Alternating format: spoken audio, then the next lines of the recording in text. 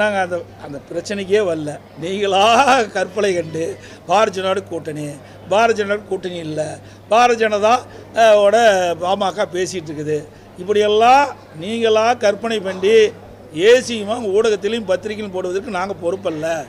நாங்கள் கூட்டணி பேசுகின்ற பொழுது உங்களை எல்லாம் அழைப்போம், தெரிவிப்போம். அதுதான் நான் தான் சொல்லேன், தேமுதிகவோடு நாங்கள் பேச்சுவார்த்தையில் தொடர்ந்து இருந்து கொண்டிருக்கிறோம். அதில் எந்த மாற்றம் கிடையாது. பாமகவோடு நாங்கள் பேச்சுவார்த்தை நடத்துகின்ற சூழ்நிலை ஏற்படுகின்ற பொழுது உங்களை அழைத்து நிச்சயமாக அதை தெரிவிப்போம்.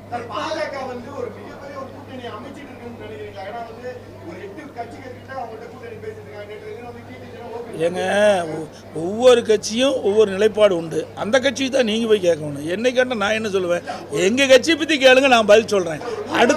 அடுத்த கட்சியை பற்றி நான் பேசுவதற்கு சரியல்ல. நிச்சயமாக அதிமுகவை எந்த பாதிப்பு ஏற்படாது.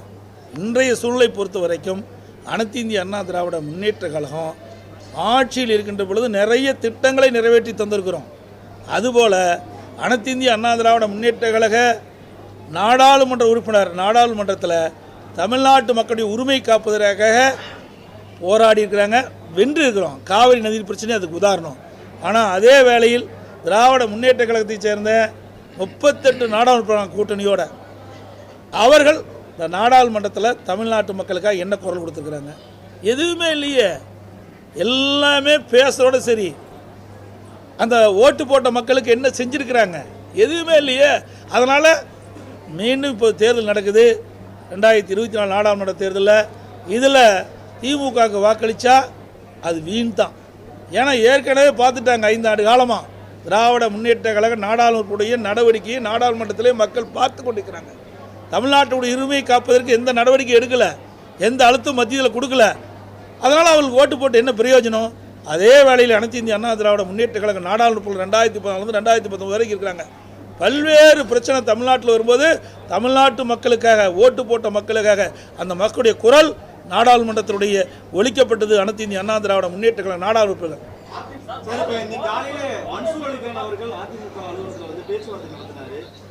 அவர் எங்களுக்கு ஆதரவு கொடுக்குறேன்னு சொல்லியிருக்காரு. அனைத்து இந்திய அண்ணா திராவிட முன்னேற்ற கழகத்திற்கு ஆதரவு கொடுக்குறேன்னு சொல்லியிருக்காரு. அவரு மட்டும் இல்லை, பல சிறிய கட்சிகள் எல்லாம் மீண்டும் அனைத்து இந்திய அண்ணா திராவிட முன்னேற்ற கழகத்தினுடைய நாடாளுமன்ற வேட்பாளரை போட்டியிட அதிமுக கட்சியுடைய வேட்பாளர், கூட்டணி கட்சி வேட்பாளருக்கு ஆதரவு அறிக்கை கொண்டு பல சிறிய கட்சிகள் எங்களுக்கு ஆதரவு கொடுத்துருக்காங்க. சார், நாங்கள் எல்லாத்துக்கும் வருஷம் அழைப்படுறோம். அதில் அவரும் அதை ஏற்று வந்திருக்காரு, அவ்வளோதான் சார். ஆகுதே இல்லையாங்கிறது எங்களுக்கு சப்போர்ட் பண்ண தப்பு இல்லையே. எல்லாமே வெற்றி பெறுவதுக்கு தானே அந்த நம்ம கூட்டணி கட்சிகள்லாம் ஆதரவு கொடுக்குது. அந்த அடிப்படையில் எங்களுடைய வெற்றி வாய்ப்புக்கு அவரும் உதவுன்னு சொல்கிறாரு. அதில் என்ன தவறு இருக்குது? இடம்பெறுங்கிறது வேறங்க, ஆதரவு தான் தெரிவிக்கிறாரு. நிறைய சிறு கட்சிகள் நிறைய ஆதரவு கொடுக்குது, அதுலேயும் அவர் ஒருவர். எல்லாம் உங்களுக்கு தெளிவாகப்படுத்தப்படும். கூட்டணி அனைத்து இந்திய அண்ணா திராவிட முன்னேற்ற கழகம் முழுமையான கூட்டணி அமைத்த பிறகு உங்களை எல்லாம் அழைத்து எந்தெந்த கட்சிக்கு எவ்வளவு தொகுதி, அதிமுக எவ்வளவு தொகுதி போட்டியிடும் என்று தெளிவுபடுத்த வேண்டும். வரும் 4 என்ன தேதியே அறிவிக்கலையே, எப்போ தேதி வருதுன்னே தெரியலையே. போகட்டும், என்ன இருந்தாலும் தேதி அறிவிச்ச பிறகு தானே தேர்தல் நடக்கும். தேர்தல் அறிவிக்கலையே.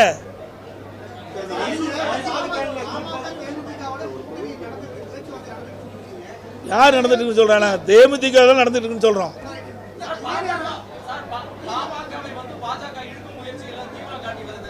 சார், இதெல்லாம் நீ அந்தந்த கட்சியில் போய் கேட்கணும். என்ன கேட்டால் எனக்கு என்ன எப்படி தெரியும்? பாரதிய ஜனதா என்ன எடுக்குது, பாட்டாளி அந்த கட்சியுடைய தலைவரில் போய் கேட்டீங்களா அதுக்கு உண்டான விட கிடைக்கும். நான் சொல்றேனே, நாங்கள் பேச்சுவார்த்தை நடத்தினா உங்களை எல்லாம் அழைச்சி நாங்கள் பேசுவோம். தேமுதிகவோட பேச்சுவார்த்தை நடத்தினா உங்களை அழைச்சி பேசுவோம்.